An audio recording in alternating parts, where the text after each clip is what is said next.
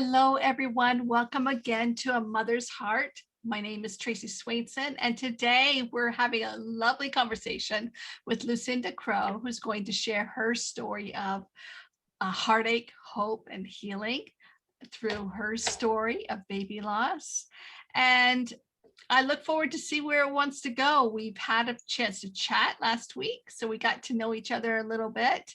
And many, as you've learned along the way, many of our stories are different, and yet there's pieces of it that we can weave throughout that are very similar to our own. And this place is really a place of healing, of connecting with each other, and knowing that we're not alone in our healing of baby loss. So, Lucinda, I give this to you, and I really look forward to what you have to share today. Thank you, Tracey. So let's see, where do we start? Wherever you want to start.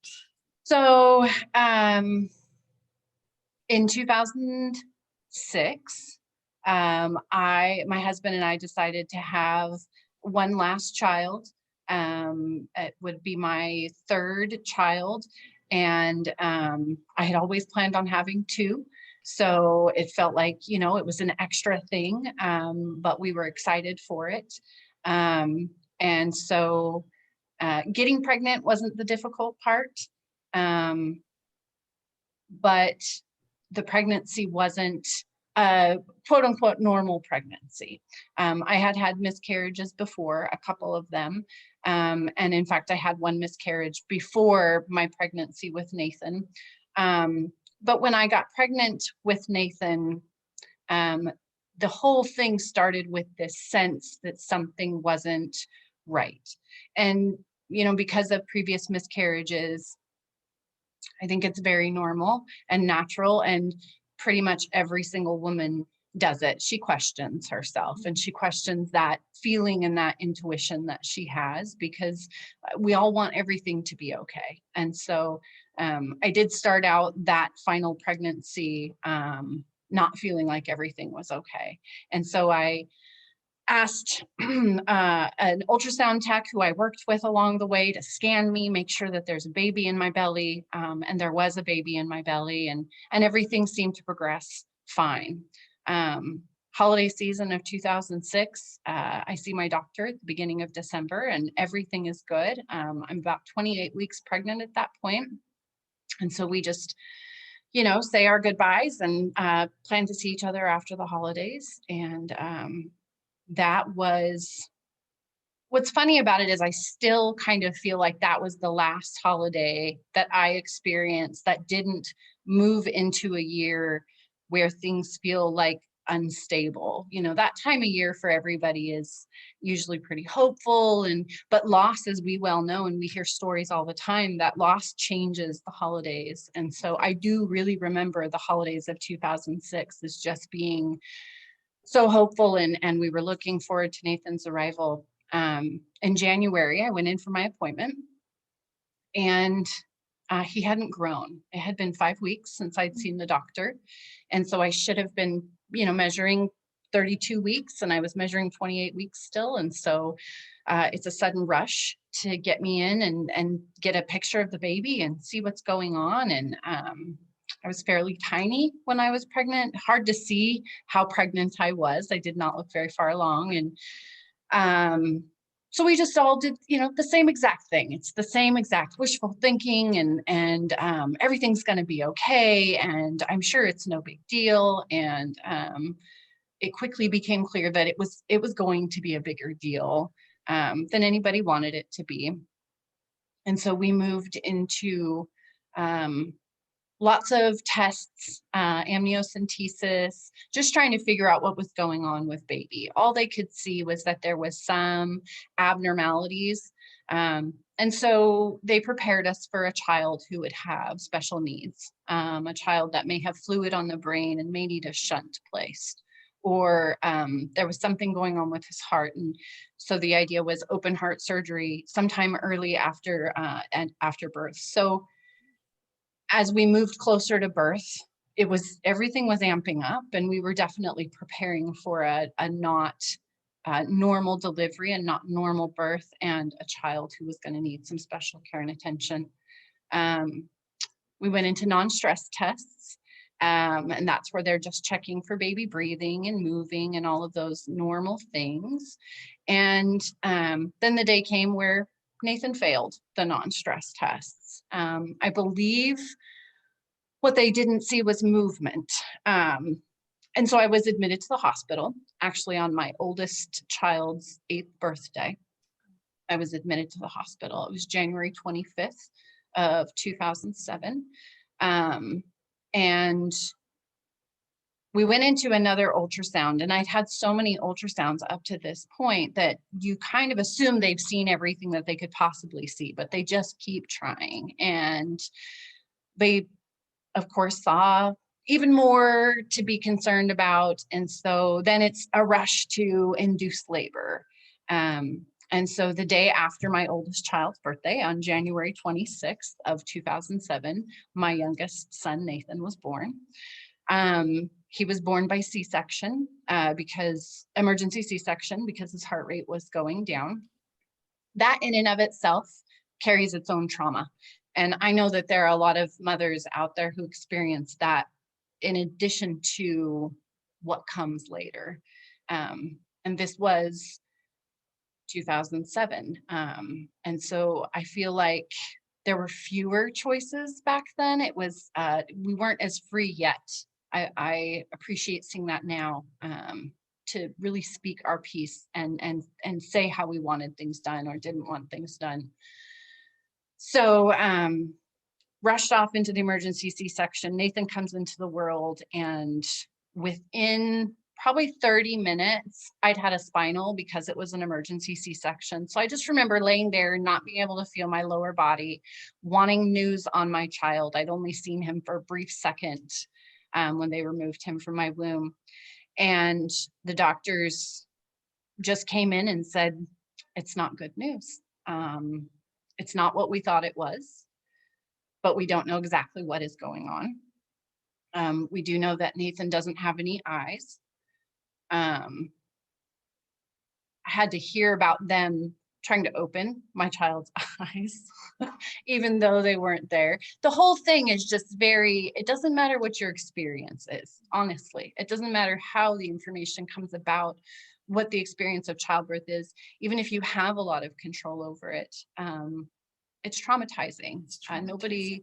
Nobody goes into having a child expecting to have that kind of experience, even though all of us are aware of the fact that not all babies survive and not all stories have happy endings.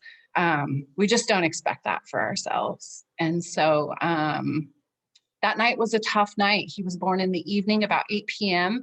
And so, we were told that, of course, the certain staff had gone home, and so testing would have to wait until the morning. And so they had him on medications to support his heart, because it wasn't going to beat on its own, is basically what they told us. And that they just have a bigger picture in the morning. So I did get to have my bed wheeled into the NICU. I was still totally numb from the waist down, and so I couldn't walk, but they did take me in there to see him before I went up to my room. And then the next morning, they put me in a wheelchair and they wheel me to radiology. And I worked in radiology at the time. A few weeks before having Nathan, I had sat down with a radiologist that I worked with that I had a lot of respect for, and who holds a very dear place in my heart. And he talked to me at great length about children he had worked with and quality of life. And my husband and I had conversations before Nathan was born, which is not something everybody is blessed to be able to do, honestly. So we kind of knew going in what we felt like was probably the best thing. And if we knew that our child was going to have no quality of life, we felt comfortable making the decisions we needed to make. So when the doctor told us that essentially his central nervous system had been attacked and his gray matter in his brain didn't form. He had what was called schizencephaly, which means he had this great cleft between the two sides of his brain. And there was just a lot of space and a lot of fluid. And they tried to reassure us he's never felt pain, and he's never heard noise, and he's never any of these things because of these aspects of him that had not developed. But I had felt him move inside of me during pregnancy, Yeah. and so it was so challenging to hear them say these things about this child that I already had this connection with. But like I said, from the very beginning, I had felt like something was off. And I told you, Tracey, in our last conversation, that I truly, honestly believe now that Nathan was never in his body, that he was with me the entire time, but he didn't inhabit his body. And that is what I knew. I knew that. But I didn't allow myself to know that, because that would have been too devastating to know that early in the pregnancy. Because of my previous miscarriages, though, the innocent joy of expecting a child was already gone. And I knew that unfortunately all the stories don't end happily. And so we were blessed enough to be in a hospital system. It's a teaching hospital in Utah, the University of Utah. The staff had a wonderful camera. Back then I didn't know about Now I Lay Me Down to Sleep and the different organizations you can have come in and take pictures of your child. But the hospital staff was trained, and so they took some pictures. They gave us a room, allowed us to invite family in. So we had a bunch of family come in, and we had people that had been traveling to get to us and got to us just in time to sit in this room and hold this little boy as we took him off his life support, and loved him for the first time. We had not gotten to hold him and love him until then. So, that memory of holding and loving my child and having all this family around, but him also dying in my arms as we went through that process. And, just, it was, my mom still tells me it was the most profound experience she ever had. And I think profound is a pretty good word. There's no real way to encompass what it is you're experiencing when you welcome a child into the world and very shortly after say goodbye to them.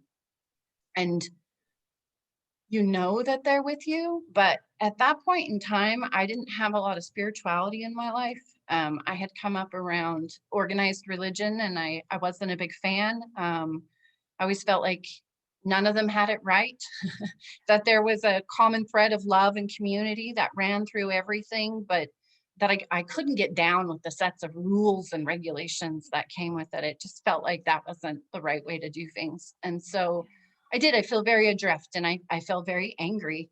My child had been taken from me. I felt like I was being punished. I'd wanted a third child when all my life I'd only wanted two. So I was asking for more than I deserved.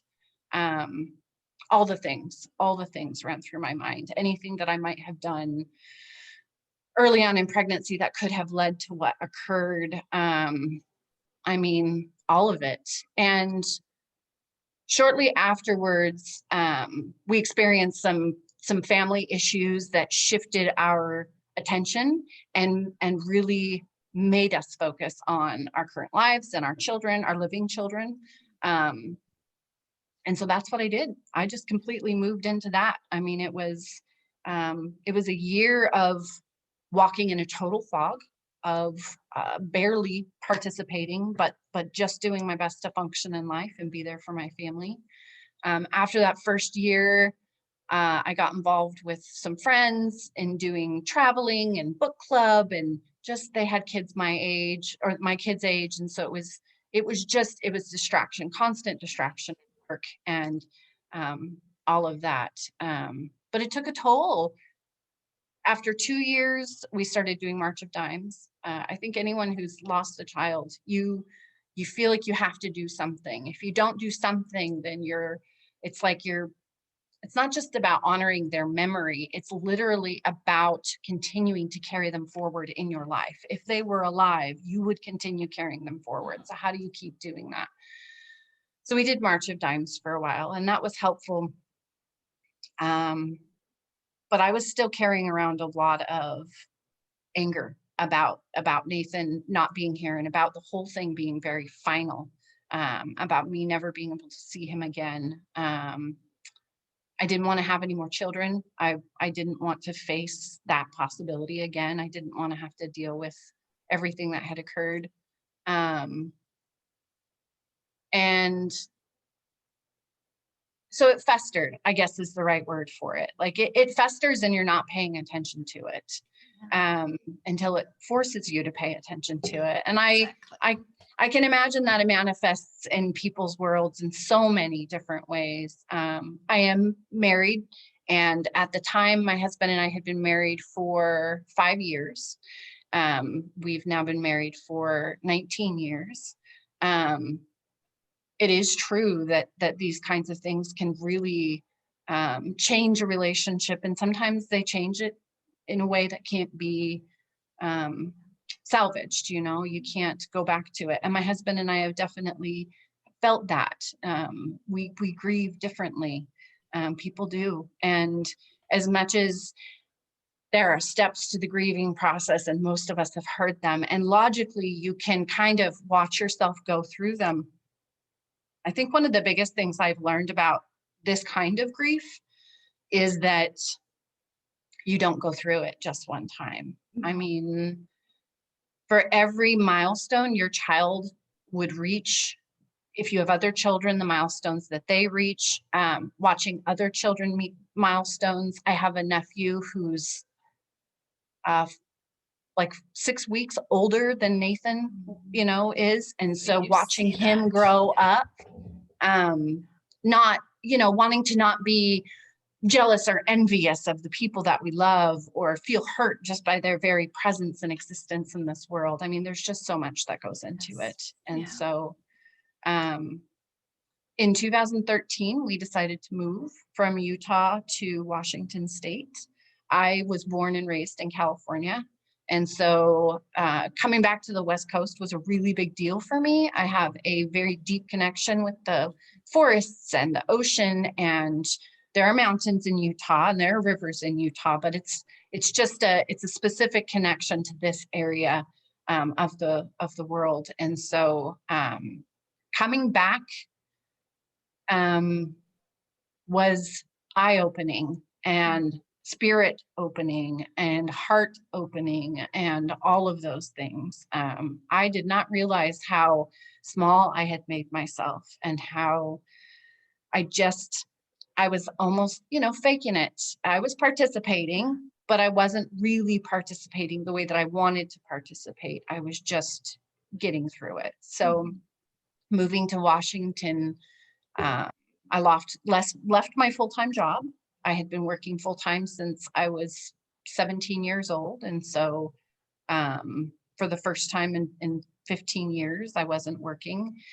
And I had time to myself, and I was living in the woods, and boom, just on comes what I describe as a spiritual awakening. I feel like I went through the dark night of the soul, and I questioned everything. And what kept coming up over and over again was just my anger, just so much anger, so much anger. And at a certain point, Nathan started talking to me. And I think in the beginning, I thought it was wishful thinking, like you're grasping on to something, like, or maybe I was just trying so hard to get through something that I couldn't understand, that I was reaching.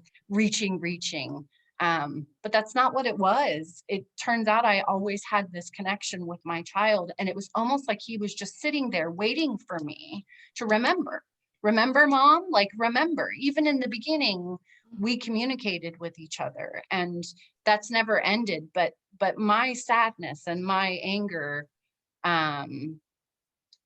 definitely separated me from him, and it made it so it wasn't possible for me to have that spiritual connection with him and to hear his voice. One of the things I realized as I started going through my spiritual awakening and my dark night of the soul was how much what I was hearing in my head. This always sounds so strange when I say it out loud, but what I was hearing in my head was not my own voice. It was the voices from outside of me. Um, there are lots of reasons why people do this. And for me, it was trauma, lots of developmental trauma, and abandonment trauma. Um, and Nathan's arrival and departure was a tremendous abandonment that I had not understood. And so all of these traumas had led me over time to deny myself and that spiritual self inside of me, that guidance that comes with me naturally. And really, I was just always glomming onto whatever somebody else had to give me. Tell me how to be, tell me how to exist, tell me how to survive. So when I finally realized that and stopped listening to those voices and made those voices more quiet, here comes Nathan and my spirit and other people, that I've known, and beings that I don't know. And so um, I'm now in a place, having gone through this for the last 7 years or so, where I have a deep spiritual connection with Nathan, and we can talk to each other whenever we want to. My symbol for him is a dragonfly, which I have tattooed on me, and I get to see dragonflies all the time, and so he's always with me. I started noticing what I call signs from spirit, just little things that happen, the synchronicities, that play out in our world. And sometimes they are just the strangest little things. But one of the things we talked about was the being joyful thing. And I went with a friend to an event, and we're in a gift shop after the event, looking at some different things. And there's these little coins that are made by natives, and they're made by placing clay in fire, and they have little pictures on them. And then on the opposite side of the coin is a saying usually. And I see this coin, and it's beautiful, and it's got a dragonfly in it, and it's the colors of my tattoo. And so it's from Nathan, of course. And I flip over this coin, and it says, "Be joyful." And it was like one of those moments where you think, okay, so if there's any question still in my mind about whether or not this is real, this is real. Because joy was the thing I wasn't allowing in my life. And the healing process is constant. Like I said, the grief doesn't end. And this year, my son would be 14 years old. And so, as his 14th birthday came on, it was grief over the things that happen when your child is 14 that I won't get to experience with him. And at his 15th birthday, it will be grief over those things. And I do have other children, and I have experienced my oldest child get married, and I have a grandbaby. And my daughter is 16 and is working on getting her driver's license. And I won't experience these things with Nathan. And that is a lifelong grief that we carry. But I have learned about all of the joy that comes with having a child in spirit. And I don't want to, I don't know, I don't want to lessen it, but I almost feel like now I come from a position of feeling like I'm a unique parent. And all of us parents who have a child in spirit, we're just more unique parents. I'm not more privileged than other people, but in some ways I kind of am. Like, I have this relationship with this being that It's a gift. I know is, yeah, absolutely. And so how can I not find joy in that? And the thing that came on this year, Tracey, that was probably the biggest step in my healing, and that has really created the most peace for me with Nathan, is I moved into a space of understanding. I have a friend who lost a child to stillbirth about 5 years ago. And every year on his birthday, she does a Give Back for Beckett campaign. She wants people to, in his memory, random acts of kindness. And that's always had an effect on me since she's had Beckett. It's really resonated with me. And I realized that Nathan's arrival in this world was a random act of kindness. That each of us that experience that is what we're experiencing in our world. Some people never see that. And I don't blame them. I think other people, frame it in a different way. But the reality is these children teach us. They give us the opportunity to be something in this physical space that we didn't have the opportunity to be before they entered our world. Even if we had abilities to access that space beforehand, before they entered it, before they became that ultimate teacher for us. It just shifts us completely. But we have to decide. We have to move into that and embrace that. And that's not an easy thing to do. It's an incredibly painful thing to do. It's a surrender. When we It come is a to that surrender. place, it's a surrender. It's what Absolutely. It was for me. It was a surrender. And similarly, for me, it was a call for joy. Yeah. It was a call for joy, and it was a surrender, both in those moments. And it is a gift that you've been given in having that relationship with him. And what a blessing that is, to have him as your teacher along the way, to create that relationship together, the relationship that you desire to create together. Absolutely. And it's just different. It's not like the ones you're going to have with your earth side children. No. But you are blessed with a spirit child. Absolutely. Yeah. And it is the biggest random act of kindness in my life. I can only hope to repay that outwardly. I know that Nathan wants to help me understand the trauma that I experienced. I know that he wants to help me understand that abandonment is a very painful thing to go through, but it often opens doors for us that would not be opened without that abandonment. And while I am a person who's experienced child loss, it doesn't define me.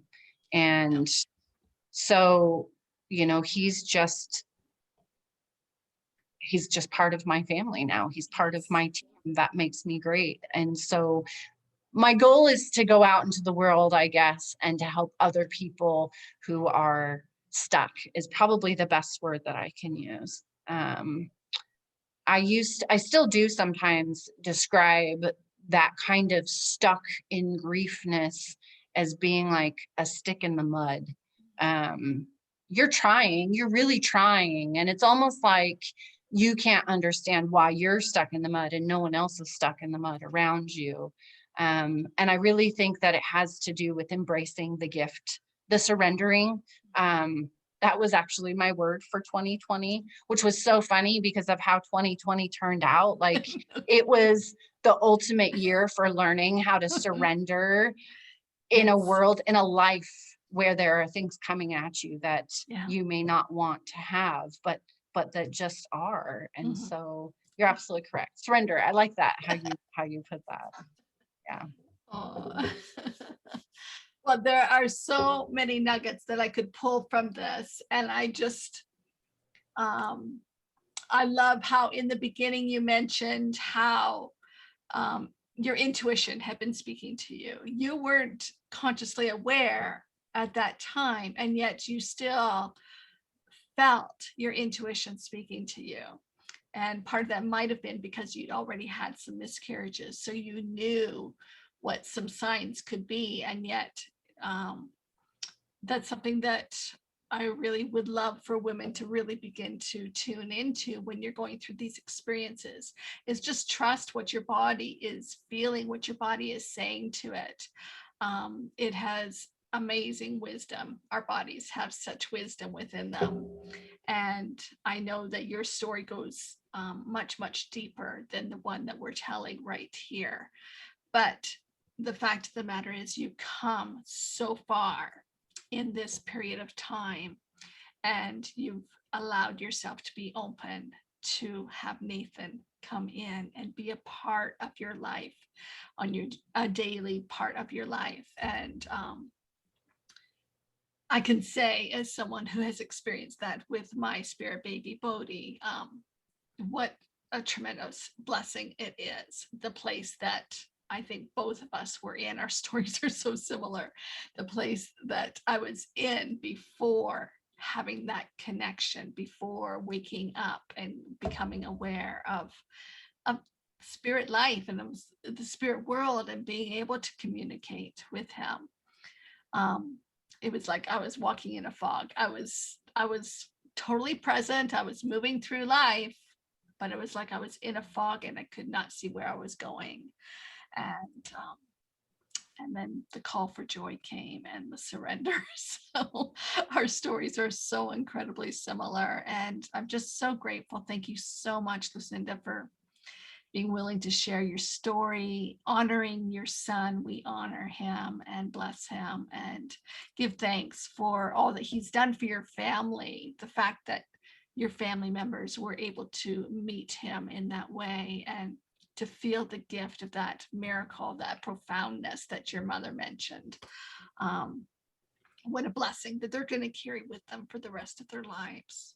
It's incredible. Truly. Thank you.